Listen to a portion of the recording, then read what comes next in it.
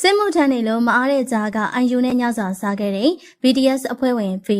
ဟုတ်ကဲ့ပါရှင် BTS အဖွဲ့ဝင် V ကတော့လက်ရှိမှာတောင်ကိုရီးယားစစ်တပ်ထဲမှာတက်ကြွကြီးရာထူးနဲ့စစ်မှုထမ်းတာဝန်ထမ်းဆောင်နေပါတယ်။2023ခုနှစ်ဒီဇင်ဘာလမှာစစ်ထဲဝင်သွားတာဖြစ်ပြီးတော့နောက်လ10ရက်နေ့ဆိုရင်တော့တာဝန်ပြီးဆုံးမှာဖြစ်ပါတယ်။ V ဟာစစ်မှုထမ်းကာလတွင်ဖန်တွေနဲ့အဆက်အသွယ်မပြတ်ခဲ့တယ်လို့အားလရက်တွေမှာခင်မင်းရင်းရဲသူတွေနဲ့တွေ့ဆုံအချိန်ဖြုံးလေးရှိပါတယ်။မေလ15ရက်နေ့မှာဆိုရင်တော့စားတောက်ဆိုင်တစ်ခုမှာ IU နဲ့တွေ့ဆုံခဲ့ပုံပါပဲ။ပုံမှာ V ကိုတေချာမြင်ရမှာဖြစ်ပေမဲ့ကောင်မလေးကိုတော့နောက်ကျောပဲမြင်ရမှာဖြစ်ပါတယ်။အဲ့ဒီကောင်မလေးက IU ဖြစ်တယ်လို့အတိအကျကောက်ချက်ချနိုင်တာဟာအဲ့ဒီဝေစားနဲ့ပဲ IU ကအဲ့ဒီနေ့မှာသူမရဲ့မွေးနေ့အမှတ်တရလိုင်းလွှင့်ခဲ့လို့ပဲဖြစ်ပါတယ်။ IU နဲ့ V ဟာ Love Win All ဆိုတဲ့ MV မှာလည်းချစ်သူတွေဖြစ်တရုပ်ဆောင်ခဲ့ပူပါတယ်။ဒါအပြင်2024ခုနှစ်တုန်းကကျင်းပတဲ့ IU ရဲ့ concert ကို V ကတက်ခဲ့ပူပါတယ်။အဲ့ဒီအချိန်တုန်းကလည်းစစ်မှုထမ်းကြောင်းသိမ့်မအားပါဘူး။အခုလည်း IU ရဲ့မွေးနေ့ကိုမအားတဲ့ကြားကသွားကျင်းပတာဖြစ်ပါတယ်။သူတို့နှစ်ယောက်ရဲ့ရင်းနှီးမှုတွေကတော့တကယ့်ကိုကြည်နူးစရာပါပဲနော်။ K Celebrate ကြီး